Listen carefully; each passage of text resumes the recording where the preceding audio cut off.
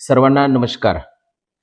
मकर संक्रांतीच्या सणाच्या दरम्यान मोठ्या प्रमाणावरती लोक पतंग उडवण्याचा आनंद घेत असतात आणि तो आनंद निश्चित घेतला पाहिजे.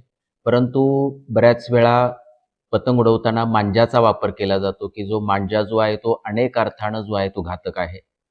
बऱ्याच वेळा दुचाकी स्वाराला सुद्धा कधी-कधी काय होतं, की जखमा होतात किंवा कधी-कधी फेटल होतो. या मांजामुळं अनेक पक्षी जे आहेत, तर ते अडकून त्यामध्ये मरण पावतात. कधी-कधी असा जो मांजा आहे जो आहे, तर तो विद्युत तारेला चिटकून शॉर्ट सर्किटच्या घटना झालेल्या आपल्याला दिसतात. या संबंधामध्ये माननीय जिल्हाधिकारी महोदय यांनी एक मनाई आदेश पण काढलेला आहे. त्यामुळे मांजाचा वापर करणं, वाहून नेणं किंवा साठवणूक करणं याला प्रतिबंध करण्यात आलेला आहे.